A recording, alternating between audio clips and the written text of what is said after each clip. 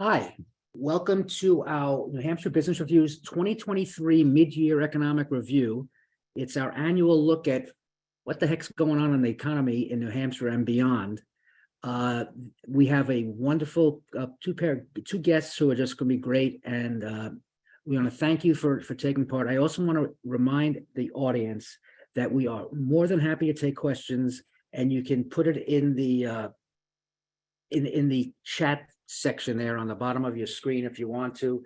We will be checking those. We will be checking those comments, questions, all through the discussion, and we'd be happy to share them with the panelists.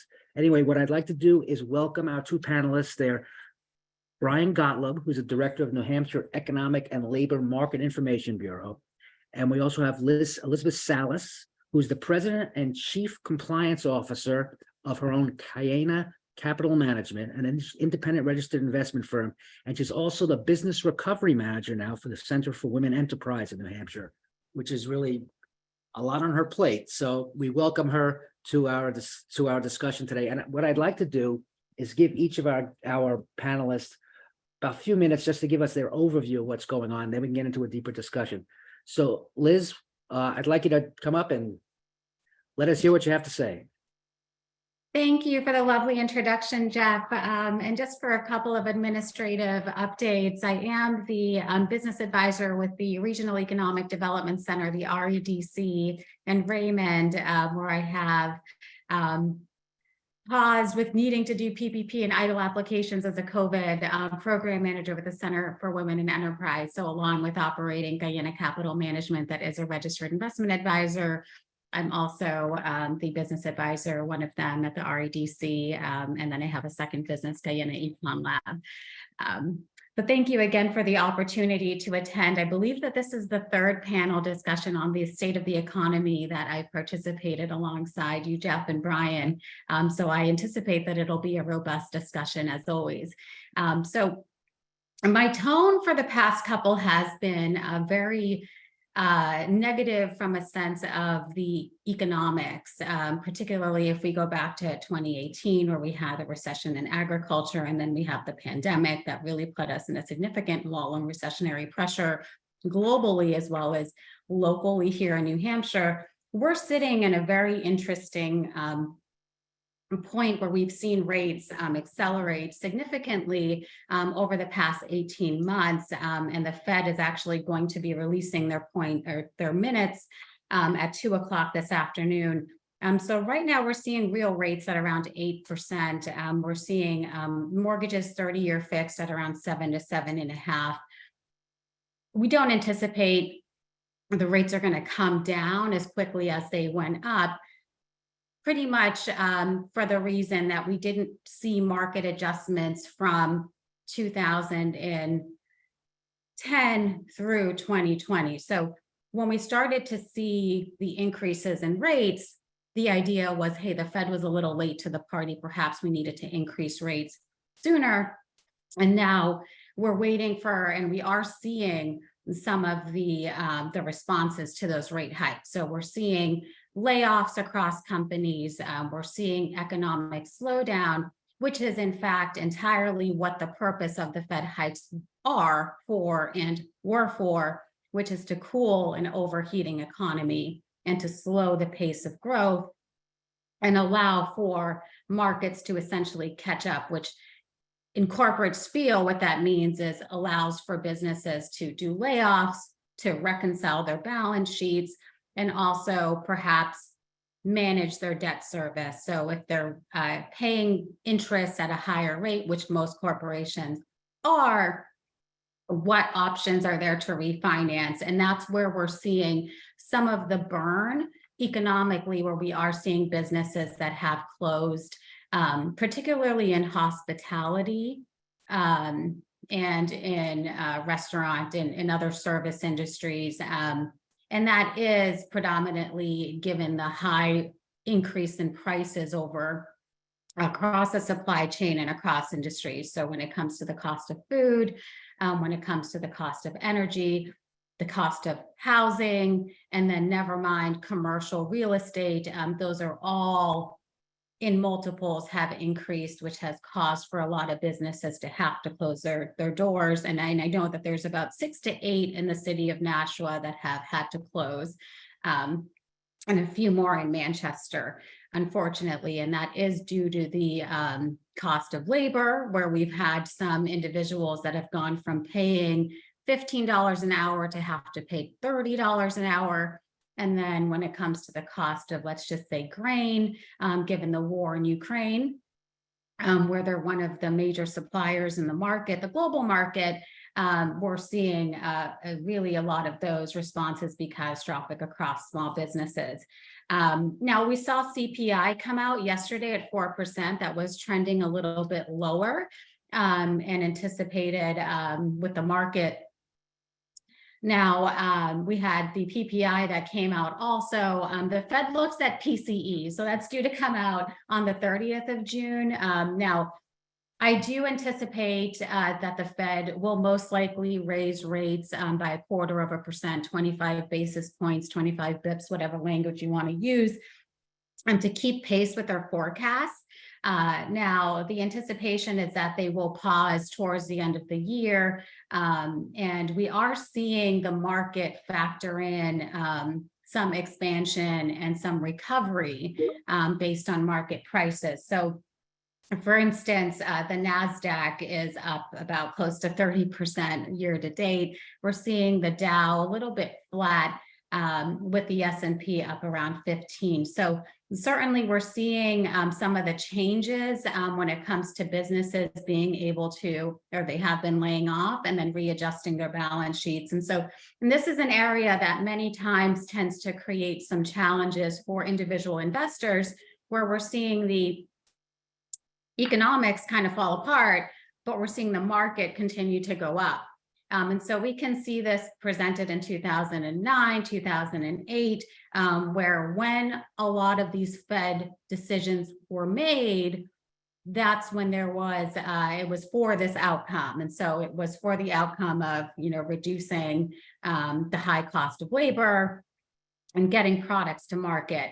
Now, a major concern in the market in general is commercial real estate, where that has been under recessionary pressures for the past 12 months. And we do continue to see pressure going forward, as inventory is still a major challenge with very low supply and increasing demand, particularly for businesses that are needing to operate, needing space. The cost is just very significant. So there are a lot of businesses that haven't even been able to launch or even been able to operate or move forward because they're not able to find a location, or they're paying such a significant price in their lease that they're failing. And so they're having to close their doors. So that's what we're seeing locally. And many times these were leases that were negotiated from a 2 to 3 year time frame, and they're coming due now. And so where the market conditions are, these businesses simply just can't afford the lease. And so their debt service coverage ratios are coming in south of 1 and sometimes even negative. So they can't carry that if they don't have enough revenues to cover their operational expenses. So hence a lot of these decisions to just close the door. So that's what we're seeing now, despite what we're seeing in the quote unquote stock market. And with that also being supportive of the high energy prices, which it just depends on what side of the trade you're on, meaning that if you're investing and you're holding these investments in your portfolio for the longer term, then of course you're probably pretty happy because you're seeing these increases. However, if you're needing to pay for the services in terms of energy and some of these products, and of course you're dealing with those inflationary pressures on the other end, which isn't a good thing. And so I'll pause here. I'm at about 5 minutes, so I don't want to take up too much time, and I don't want to get the hook off the stage. But certainly I'll pass it on to Brian for his input and thoughts. Or Jeff, I don't know. Are we going? Okay, yeah. Thanks very much. Thanks very much, Liz and Brian. If you can join us, that'll be great. We could hear your take on things. Happy to do it. Always a pleasure to be a part of this, Jeff. Thank you for inviting me. I will share my screen if that's okay. I am genetically incapable of talking about numbers in the economy without showing some pictures. The other thing is that I do not expect anybody to believe anything I have to say unless I can show them how I came to those conclusions. So I'm hoping you can see my screen here. I'm going to give you kind of an overview of where I think the economy is right now at mid-year.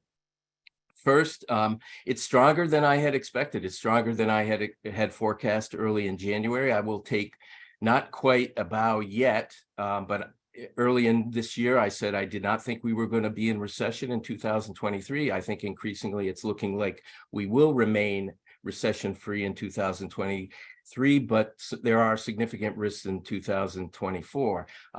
One thing's clear, confidence in the economy is low. Consumers, business confidence is low, but there's a big difference between how consumers and how businesses are saying they feel about the economy and what they're actually doing. Inflation, Liz mentioned this, inflation is moderating, and I expect that will continue to slide throughout 2023. We won't get back to where the Fed wants to be, but we're getting closer. The labor market is really the shining star of this economy. It remains resilient. It's especially strong in New Hampshire with really exceptional labor demand. We are somewhat labor constrained and a little bit more labor constrained than the nation as a whole. And overall, without large job losses, and by the way, New Hampshire's job losses in terms of filings for unemployment and regular weekly payments, they've been 30 to 40% below where they were in 2019 prior to the pandemic, which was a very strong year for the labor market. So we're 30 to 40% below that. So without losses, big job losses, and without reductions in consumer spending, a recession is really hard to see imminently. There was a lot of concerns about banks with the failure of SVB and Signature. And some others, but banks overall are well capitalized, and I've analyzed banks in New Hampshire, and I can tell you that I think they're especially strong, which bodes well. Always, on the other hand, credit availability is clearly starting to contract. Survey done by the Fed of senior loan officers indicates that lending standards have been tightening, terms have been tightening. So we're seeing some of the effects of the banking situation, and that will have an impact and slow the economy. And it will do as much, I believe, for slowing the economy as anything that the Federal Reserve does in terms of interest rate rises. And I'm a believer that the Fed will not have another 25% basis points. One of us will be right. Increasingly, again, this is one of the areas that I think is most problematic. Main Street businesses are struggling. Liz mentioned some of that. They're struggling with higher costs, material costs, labor shortages, particularly hitting smaller businesses because bigger businesses have the ability to compete more effectively with wages and benefits. And now credit conditions, which generally have a greater impact on smaller businesses when credit conditions tighten. So I do think job growth is going to slow, but end 2023 at twice the growth rate that I had forecast earlier this year. So it's still going to be a relatively strong year, certainly in the labor market. But again, there's many threats to prosperity in 2024. So we've in some ways pushed recession concerns out into that year. I mentioned that job growth is slowing, but it's still really high. This is a measure of private sector job growth. I focus on the private sector job growth because that's really what's happening in the economy. New Hampshire, the red line, the US, the black line. 2021, New Hampshire had significantly faster, higher job growth. It slowed more in 2022 than the nation because we faced greater labor force constraints. But it is slowing more rapidly in the US than it is in New Hampshire, but still, those are really solid job growth rates. And New Hampshire has really evened out. It's really not falling that much. We are able to hire people, surprisingly, even with our very tight labor market. Liz mentioned inflation rate. This is just a graphic that shows what's happened to overall CPI inflation. It's down to 4%. I think it'll be down closer to 3% by the end of 2023, and that's getting close to where the Fed wants it to be. And 4%, even at 4%, much different impact on businesses and households, individuals, than at 9%. So moving in the right direction. And here's a really big one. Consumers, despite being less optimistic and indicating that they don't have a lot of confidence, are still spending. This is a broader measure of spending than just retail spending. Retail spending is spending on goods. This includes spending on services, and it's real spending. It's inflation adjusted, and that's been running over 2%. And that's pretty solid. And when you add in the fact that wages have risen and now are rising faster than the inflation rate, which means real incomes are growing, that bodes well for continued consumer spending. And again, when consumers are spending and there are not massive layoffs, then it's hard to see a recession in the cards. This is a metric that just shows what I call the unfilled job openings rate. Again, New Hampshire, the red line, and it's the difference between the job openings rate, which has been consistently between 6-7.5%, and the hiring rate, which has been 4 to 4.5%. So that delta, that difference, is kind of a measure of how tight the labor market is. And this really shows that New Hampshire has had a tighter labor market and has been more labor constrained. If we weren't that labor constrained, I think the New Hampshire economy would be adding jobs at a much faster rate, even though it's still a solid growth rate. And this last just compares all 50 states in terms of how far they've come back from the depths of the recession, or their pre-COVID level of private employment. And I just show this because New Hampshire, far and away leading our region. States that have had faster job growth since prior to the recession are all states that didn't have the kind of shutdowns to control the COVID virus that New Hampshire and much of the Northeast did. But we really are a standout in the Northeast. We've been a standout. I would argue we're a standout in our labor market nationally. I think that will continue. We're managing to buck some of the headwinds that have occurred in the economy nationally, and I expect that we'll continue to do that. And with that, I will stop sharing my screen, hopefully stop sharing, and turn it back over to Jeff.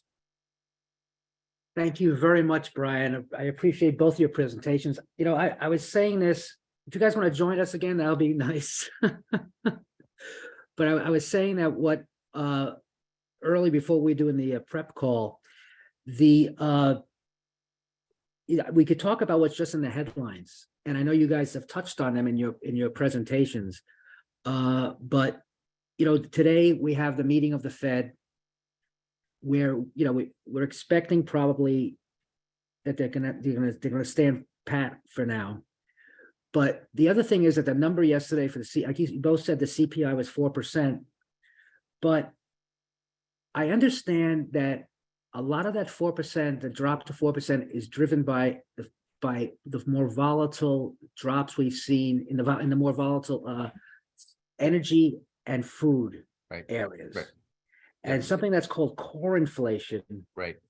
over 5%. Right. So if one of you would like to take a chance of explaining this in about a minute, what core inflation is as opposed to CPI. Yeah, core inflation just looks to strip away those items in the consumer price index that tend to be more volatile, that change fairly rapidly, energy being number one. Gasoline prices, we know, go up and down. They go up and down regularly throughout the year, depending on the season, but they're also subject to wide swings based on international oil markets. Food is affected largely, food prices are largely affected by energy prices. Most of what we purchase in a grocery store is shipped by trucks. So when energy prices rise, it always has an impact on food prices. So you're right, Jeff. What had been occurring until fairly recently is that the core CPI had been lower than overall CPI. This month we've got a reversal of that. But the CPI is much more complex than we generally let on. people shift what they purchase based on prices. So if inflation is running at 5%, doesn't mean that we're all paying 5% more. When the price of beef goes up, I buy less beef and more chicken.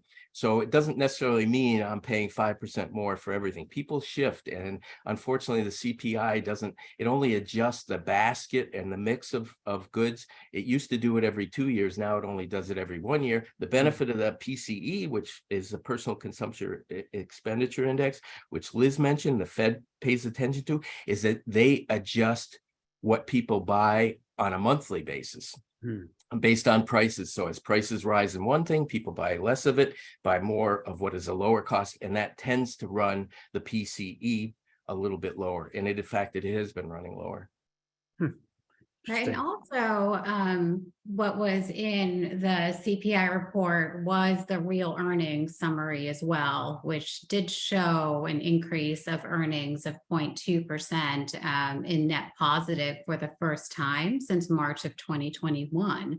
So we've been running net negative when it comes to earnings, wage increases and such. So that is very paramount to the strength in areas of the economy that Brian had mentioned. And so when we consider inflation, to his point, is that we were looking at various aspects and variables that go into the calculation, not just the energy and food. And so one part of that CPI report was that earnings summary. And so that is reaffirming the effects of inflation and increasing operational costs for corporations and small business. The other key aspect of that report is if you divide up the items in it between goods, actual physical things that you purchase, and services, goods inflation year over year was only 2%.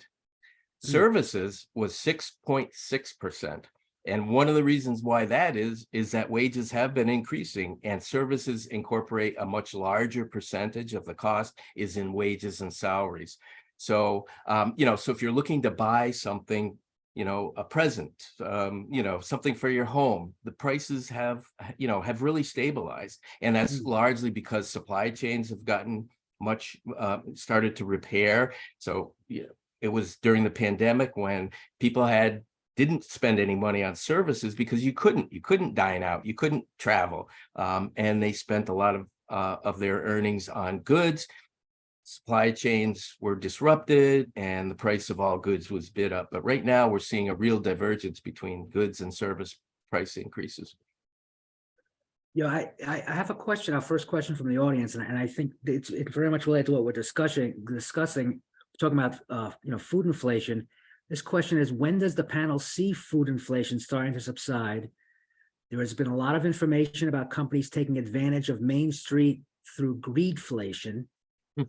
How much longer will companies price greedily versus genuinely passing along costs to consumers? That's a lot to unwrap there, but I do understand there's been charges that a lot of companies are padding their prices, taking advantage of the inflationary environment.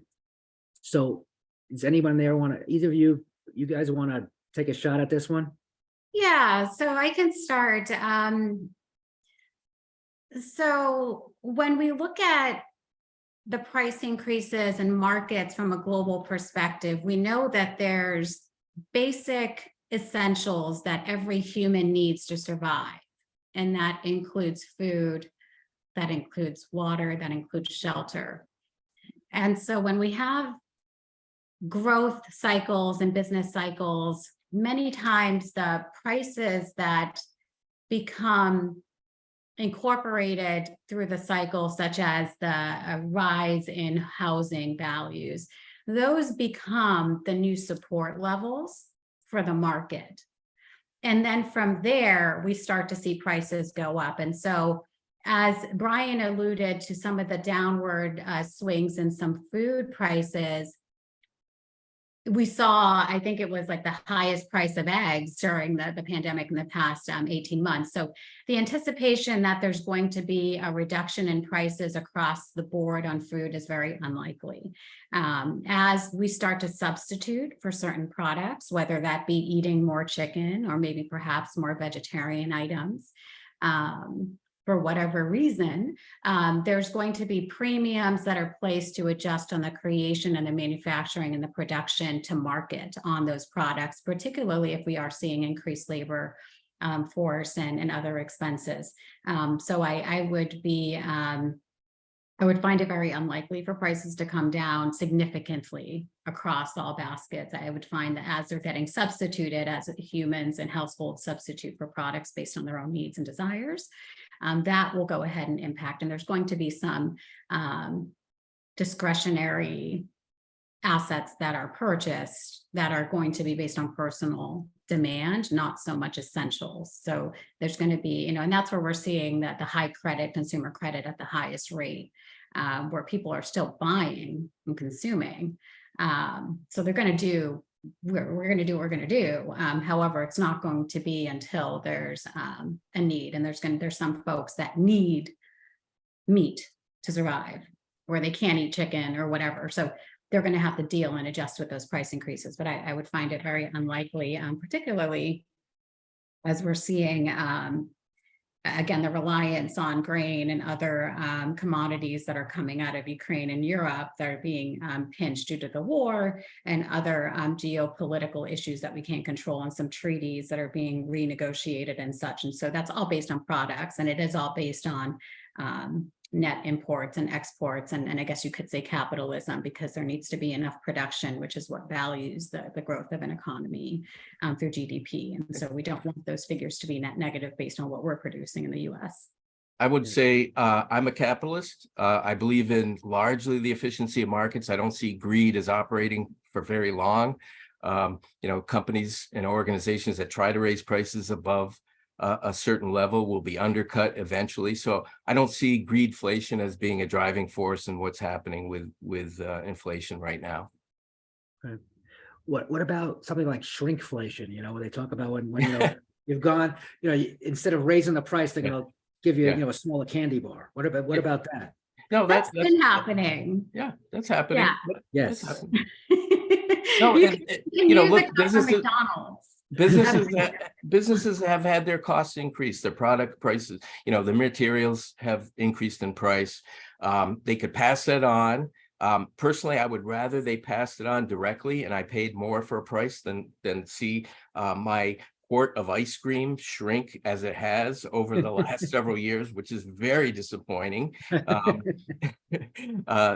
So I get, it's an effort to maintain profitability. Profit margins have been good. They are coming down. Corporate profits are coming down pretty significantly. But again, I don't see it as so much as greed as companies looking to maintain their profitability. And we're all looking to keep our wages at a certain level. Businesses are looking to keep their revenue and their profitability at a certain level. That's right. And if I could add, there's always going to be arbitrage opportunities, which is what brings business into market. So if there's an opportunity to deliver a better service or product, and I'll use DoorDash, where during the pandemic, with a lot of folks not being safe or comfortable with leaving their home, we saw an increase in the use of these services that weren't an Instacart and all of these things, and stores incorporating. So those are all arbitrage opportunities where companies are able to charge based on a service that wasn't being provided to take advantage of the market conditions. And so that's not necessarily greed, that is just an opportunity. And so when it comes to the impact and the feeling, which we don't control anybody's feelings, and somebody may feel as though it's being greedy, but again, as also a capitalist, I look at that as opportunities. And so certainly when we consider the cost of debt service, the cost of salaries, the cost of products, a business may not have any alternatives other than to increase prices. And so I use McDonald's again as a for instance, where you can get a Happy Meal and it costs you like $10 where it used to cost you like $5. And at the same time, there's only one person working and the system's been automated. And I use Wendy's as another, for instance, as a competitor, where you can go into a Wendy's and you don't talk to a human. Mhm. There's a human in the kitchen, but you're literally punching in your order to a computer. And then at that point, any modification. So you're doing the work and the labor for the business, and what they've done to sustain and provide that meal or service to the market or product is they've gone ahead and used technology to reduce their labor costs, and then based on the increases in products to keep the quality or whatever their standards are. But again, that I wouldn't say that that's greed. I would say that those are arbitrage and opportunities for the market. You know, I have to say that you mentioned this about the labor, and I wanted to get to this the next headline was the unemployment rate in New Hampshire, which hit a historic low of 1.9%, which is just remarkably low. We've been in the 2% range for many, many years, and even decades in a way. So, but it seems to me that is so low that if I was an employer, I would be having, agita, as they say. I mean, it just really got to be concerning. Yeah. So what are your takes on it? Yeah, no doubt about it. And I spend time talking with businesses. One of the things that I say to them is, yeah, that low unemployment rate scares you. There aren't many businesses that haven't had some difficulty in meeting their labor needs. But I also look at the participation rate in the labor force among different demographics and different age groups. And what I see, Jeff, is a lot of people still on the sidelines. We have not gotten back, unlike the US, we have not gotten back to our pre-pandemic levels of labor force participation, particularly among younger individuals and older individuals. Older individuals, largely health issues, some took early retirement. They've started to come back, some of them unretiring. But where we're problematic in New Hampshire, especially, has been in the younger individuals. And, I think they're doing something in order to earn money. But I don't think it's traditional. A lot of it's not traditional W-2 wage and salary employment that employers count on.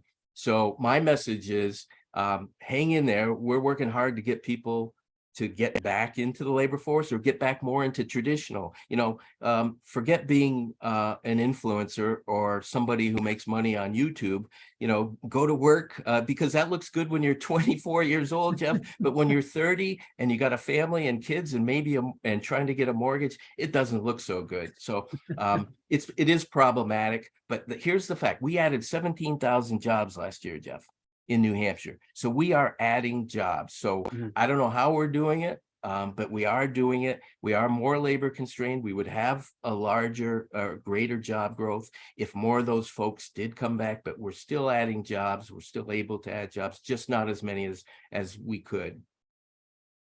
Yeah.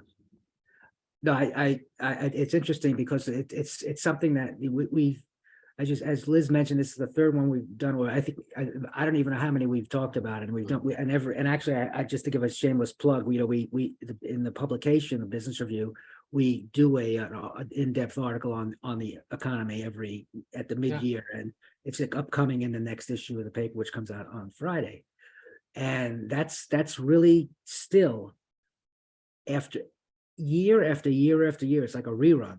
That's the major concern of employers in the state, and it seems like it's preventing some of them from expanding, from growing, and it might even be preventing some people from just even deciding to come to New Hampshire, try to start a business or open a branch. But that's another discussion. We could talk about that for like 5 hours. But look, we've got New Balance moving in, looking to build a facility. Fidelity's looking to hire. I think the impacts, Jeff, are differential. I think it's hurting Main Street more than it is hurting some of these larger firms. Again, they have the resources and the wherewithal to offer the kinds of work environment and pay scales and benefits that allow them to capture more of the available labor. So it's really, from my perspective, more of a constraint on Main Street businesses. Yeah, and that seems to be very evident of the cycle as well, where we tend to see, bigger businesses that can absorb some of the increasing costs, whether that be inflationary or market demand or low demand or such, whatever. But when it comes to employment, we've also seen in New Hampshire a lot of businesses that have started. So a ton of startups that have come through, and those are that younger demographic that are essentially kind of balking back at the larger institutions in the corporate environment, particularly given the pandemic and the autonomy that was allowed in terms of just managing some of the other leisurely activities that these individuals are incorporated in, and so are involved in. So it'll be interesting. And this is where I tend to foresee the Fed increasing rates again, because it needs to, and this is the purpose of it, is to really cool the heating economy, but also to bring some of these folks off the sidelines that maybe can't self-sustain and need some other supplemental income or such. And that's going to bring them into these areas of corporate environments where they need perhaps benefits, or they're thinking of starting a family, or maybe they're not, trying to live with their parents, or whatever it is. But certainly housing is a huge effect on that, where if somebody's going to make a salary of, $50,000 in an entry-level position at New Balance, that's not going to even be able to cut them a night out on the town when you net everything out. So, certainly there's a delicate dance that I think is happening generationally when it comes to the corporate environment. Yeah, you touched on this somewhat, Liz, and I also have a question for the audience that's also along the lines of this. One of the things that we've seen over the years is in keeping employees on the sidelines, former employees, because COVID really did a number on everything, is the housing situation. And also, and I know you've talked about this, Brian, the childcare situation, having availability of affordable childcare. And that's actually one of the questions from the audience is about what role does the lack of affordable childcare play in keeping the younger workforce on the sidelines. And I would also add that that's true of the housing as well, in terms of keeping people from even coming to New Hampshire to look for opportunities. So what are your takes on that? That's a real, the housing issue may be the number one issue that we're dealing with right now, Jeff. When you look traditionally at New Hampshire, how our labor force grows, particularly the quality of the labor force, we import a lot of talent. I say this all the time. New Hampshire's kind of a beacon. We keep a lot of people from the Northeast moving to the South and the West, because that's where the demographic trends are. People are moving to the South and to the West, but New Hampshire has been able to capture a lot of those people who would otherwise move in that direction. And we saw a big uptick of that during the pandemic. Unfortunately, and I have a graph for everything, looking at household formations in the state versus, residential housing units. There's a huge mismatch. We started before the pandemic about 20,000 units below where we needed to be based on household formation, based on population growth. And we've added to that since then. So without that, we are constrained. We're seeing it now. I'm seeing it in the migration numbers that were really high and are inching down because people can't find a place to live. The childcare issue is one where, by my estimate, we probably keep somewhere on the order, and this is a pretty big number, somewhere between 8,000 and 10,000 people who otherwise would like to be working on a regular basis out of the labor force. And that's based on the number of people who have children who indicate they're not in the labor force because they don't have they don't have a child who's in school or has in daycare. So it's a significant number, both of those issues. We really have to address, if I were to, the childcare issue is particularly perplexing because in order to expand capacity, you have to raise prices to get people to work in the industry. To do that, then you increase the cost to make it unaffordable for a group of people. That's a particularly vexing problem. The housing issue is one that we should be able to solve more readily. We haven't, and it's been a problem for probably 2 to 3 decades. The last time we had a lot of building was in the late 80s and early 90s. So until we get those straightened out, we're going to operate at a suboptimal, from my perspective, job growth. I agree. Yeah, absolutely. And childcare is massive to the expansion of any economy and the ability to have full labor forced participation, where there is a massive challenge with childcare in the state, where there are not only enough facilities for providers, but certainly enough individuals that are wanting to go into the industry, which rightfully so. And Brian alluded to this, to the lower wages to provide the service of childcare. And then when we include the wage, labor, licensing, operations, and we've had some in the state, some daycares that have actually gone under because they couldn't afford to keep everything going, and they didn't have enough labor. So it's a really unfortunate situation and environment that we're in right now when it comes to childcare, because not only are we seeing facilities close because of the operating expenses, but we're only seeing demand increase. Yes. And so we are in an environment where many households require a dual income in order to sustain their household living expenses. And so one of the substitutes or trade-offs that's happening is, well, if we would be paying, you know, 40 to 50,000 a year to get 2 kiddos into daycare, well, then what's the purpose of having both of us working? And also knowing who's caring for the child. And so there's a couple of things happening, but as Brian stated, I just don't see this issue being resolved anytime soon. And I don't see that contributing to any type of positive outcome at all in growth. I think it's going to continue to be a challenge until we can figure out how childcare providers can earn a living wage, for lack of a better term, while also providing a service. And that's where individuals that have enough disposable income or make enough money that they can afford childcare in a safe area, sure. But many families I know are having to make very difficult decisions on who cares for their child. And they may not 100% feel comfortable and confident with an individual, but just basically going off the whim of, well, at least my child isn't going to die. If you look throughout the world, the only really successful childcare industries situations are ones that are subsidized, you know, in countries that are subsidized. That is not something that New Hampshire wants to hear.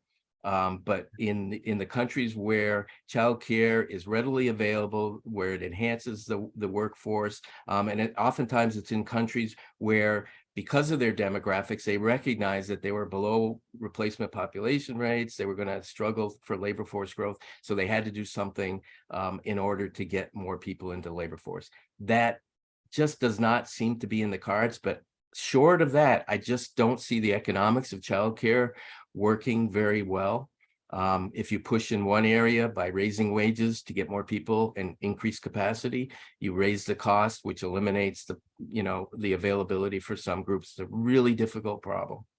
Yes, it really has. It has been for a long time. It's not a recent phenomenon. No. It was happening before the pandemic, but it just got exacerbated to a point where it's really almost a crisis. It's a policy issue for sure. And it's really something that, as Brian had mentioned, until we start to see kind of lower birth rates and kind of impacts on GDP and economic growth, is really from a national level, I don't really see that changing at all, because of just the way that our consumer economy is built. I just want to go back a year or so when we had our last mid-year discussion. And at the time, there was a war going on in Ukraine, and it had a major effect on everything in the economy. It helped really make the inflation become what it was last year. We still have a war in Ukraine. And I was struck by this the other day when that horrible explosion at the dam that just basically destroyed just thousands and thousands and thousands of acres of one of their prime agricultural land. And we saw last year when the Russians tried to prevent or were preventing Ukrainian agricultural products from being shipped. It really affected the prices of commodities, well, food. And we also have seen that also affected the price of energy, the war. So I'm trying to ask, I'm asking this question, what obviously, it would be great if there was peace in Ukraine. So we could also just, move on, but, it doesn't seem like that's going to be happening for a while. What do you think the effects are going to be ongoing? Is this something we should be really concerned about in terms of agricultural prices with what happened in Ukraine? I do think agricultural prices will be more of an impact. I think remarkably, energy markets have really handled the situation very well, and that's because of a very unique plan that I think was generated in the US to allow Russian oil to actually go onto the market, but cap the price at which anybody could pay in order to get that oil. So it, had all of Russian oil, as one of the largest oil producers in the world, had that oil been taken off the market, we would have seen much higher oil prices, and thus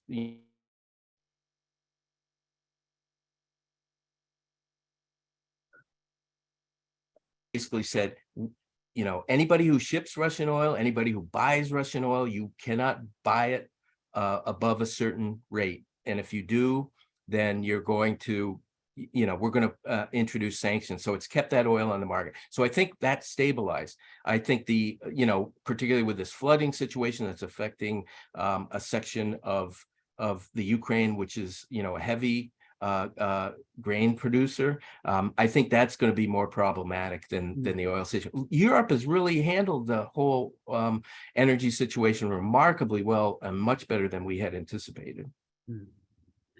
Yeah. So if we take that, as an assumption that's accurate, that agricultural prices might rise, what does that mean for inflation then? Will we see another spike in it like we saw last year? I think some food prices remain, stubbornly, they don't fall the way we would have expected them to fall. I don't necessarily see an acceleration of inflation. If it is, it would be modest. But we had all expected food prices to decline. I had more rapidly, largely because of the energy component into getting food to the market, and that's again done by trucks, which the cost of diesel fuel. So that hasn't raised prices, but now there will be potentially an availability issue that could keep those prices from falling. Right.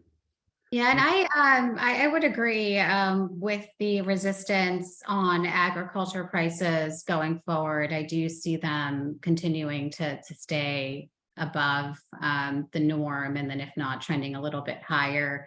The U.S. is consistently involved in some war on a historical basis, and that's for numerous debatable reasons, and I'm not going to go into that for my opinion. But in terms of the geopolitics of energy, I find that alternative energy has become almost the black swan of the geopolitical field that we're in right now. And so we have OPEC that has always been the primary, pipeline for oil into the market. And that's a consortium of a very small group of countries, and Russia included. And so when we have the war in Ukraine that occurred, there was, as Brian mentioned, a lot of changes based on not allowing for Russian oil to hit the market. Let's cap it, let's reduce it. And then what's China doing? We don't want China to buy Russian oil. We don't want India to buy Russian oil, but we can't, we can only control other economies based on the treaties that we have with them. And so as long as we continue to rely on very few sources of energy, then we're going to continue to see increased prices with increased demand with very few alternative resources. And there's been a discussion based on the minerals and the commodities that are necessary to create alternative energy, whether that be solar, whether that be wind, whatever, fill in the blank, cobalt, lithium. We know where some of those minerals come from, and they come from one of the most high conflict areas in the world. And so there's a big discussion on a global scale, it's happening in the UK, especially given the reliance on Russian oil, France particularly. So how do we do a change and shift from just relying on fossil fuels into alternatives? And so I do believe that we're in that, but it's not going to be, it's going to be decades. It's going to be decades before we actually start to see reliance on alternative energy from a point of global policy perspective, where it actually makes a shift on the type of codependency that we have on OPEC and the whole oil market. And even now we're seeing, commodity prices trade at their highest when it comes to oil. And the US, we decided to release millions of barrels of oil from our reserve in order to reduce the price of oil. So that is what happened on a factual perspective. And then we began to export a lot more Texas crude and Brent. So that's going to continue to happen. And we're going to, I think, continue to see the shifts in climate, which is, again, no one really wants to talk about too much, but it's real. And so I see alternative energy as being almost a black swan of the market. The U.S. is largely energy independent.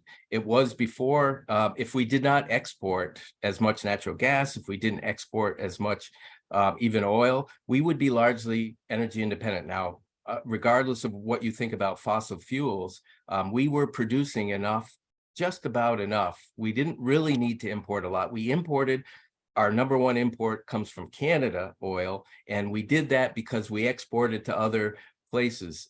During the pandemic, when oil was, was harder to come by, we couldn't ramp up production because there was supply chain issues. It's a very capital intensive, material intensive industry. So there was a lot of wells that were sitting there that could have been drilled that weren't being drilled. It's not a policy issue. It was simply a lack of supply, a lack of labor that kept us from producing more. So we could, if we wanted to be energy independent without renewables. Big believer in renewables. I hope we go there quicker and as quickly as possible, but it's largely a decision about, whether we export or whether we keep that in the US to meet our own needs. And to add to that also, when we talk about exports and imports, it's important for the fact to be put out there that many times those barrels are sold. And so we have agreements and treaties with other countries that we're required to fulfill. And so it doesn't, we could have oil, gas lines, prices here in the US as we saw in 73. However, the oil that we pull out of the ground using hydropower, whatever, fill in the blank, that, it costs millions a year just to get the rigs in, those barrels are sold to other countries. And so we have to make delivery on those. So it doesn't really, so there's, we have to put a little bit more context when we talk about the export and imports, because we could be exporting to a classification that we may deem as independent, but that oil isn't coming back to our economy. That oil is being sold to other countries that we have treaties with. Well, we only have a few minutes left, and I want to get to the discussion of 2024, if we can, because I know, Brian, you mentioned your concern about 2024, and you seemed a little No, I think about it too. So if you could discuss that a little bit. Yeah, I think the concerns largely are that we pushed, there was a time not very long ago when almost two-thirds of economists thought we were going to be in recession in 2023. I think that has been lowered. I was not among that two-thirds, by the way. So again, not quite doing a victory lap, but December 31st, 2023, and we're not in recession, you can count on that victory lap. But so we have the issue that's still out there, which is interest rates, which are affecting the cost for businesses. We have a new issue that is partly due to that interest rate environment, but also, there was a lot of hysteria over the banking situation based on the failure of some large banks. I think the banking system overall is well capitalized and is healthy, but it's clear that credit is starting to be more costly and harder to come by.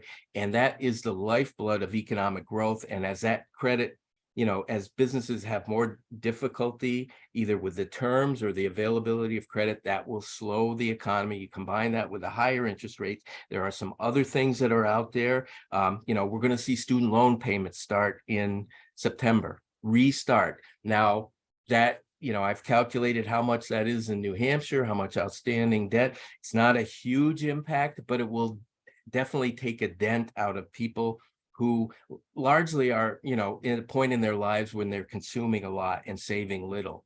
So they'll have a little bit less to spend. So that will have some impact.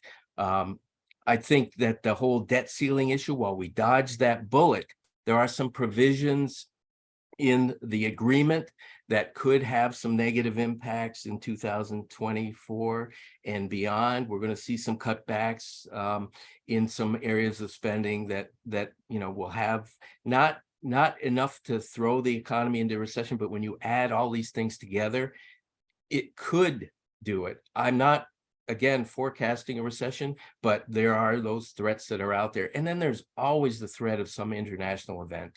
All it takes is a true energy crisis, and that always will tip us into a recession. So we need to be really cautious. We're not out of the woods. I think we're increasingly out of the woods in 2023, but not in 2024. Yeah, so I do see some recessionary pressures that we've been discussing. I've been on the vibe that we are in a recession and heading into a deeper recession towards the end of the year. And that is going to be accelerated, particularly as we start to see more declines on credit. Banks are readjusting their portfolios. Banks are taking losses. And so a lot of banks are no longer lending to some sleeves that they might be capped on their ability to take additional risks. So some banks are moving to a scoring that allows for some businesses to extend their lending relationship by not so much leaning on the credit, but that debt to income ratio, can't be denied when we roll in the inflationary costs, the high credit charges, the debt service, and then student loans for some households. So certainly, the market's going to do what it's doing. I think heading into 2024, it's going to be a real tough year. I mean, we're heading into another political cycle that we're seeing now, and we're heading into, again, banks are lending less, maybe more to some other businesses that are large corporations and well capitalized. But even then, a lot of banks, they're not taking the risks that they were, because we're not lending at a 2%, 1%, 3%. They're being cut out at 8%, 9%. So most businesses and individuals have never really been in an environment that they've had to service such high rates. So I certainly don't see us ending the year on a positive note. Now, do I think in the stock market, I do think that the stock market will most likely end and continue to trend up, as we've had that factored in, especially the NASDAQ after the year last year. But for households and the economics, those being separate, I think we're going to see more distributions, as we've been seeing increasing out of retirement accounts for people to pay down their debt, just pay living expenses. And when we start to see that, which we're seeing, those are all huge red flags, and those are going to continue to fold. So I don't see us ending the year. I think the end of 2024 might look promising into 2025. Light at the end of the tunnel? I don't know. Well, anyway, I want to thank both of you. And I just have to say this, being an old guy, we're talking about interest rates about 7-8%, and I'm still from the generation where people were getting 18 or 19% mortgages in the early 80s. So it's all relative, I think, but that's another matter. Anyway, I'd like to say thank you to everybody who's out there, and I want to say particularly thank you to Liz Salas and to Brian Gottlob for giving us their great insights on what's going on. And as I said, this has been recorded, and it will be available at nhbr.com later this afternoon if you want to look at it again or tell people to check it out. Well, thanks very much for joining us, and thank you guys. for sharing your insights with us. Thanks, Jeff. It was great to be here. Enjoy the weather. Yes.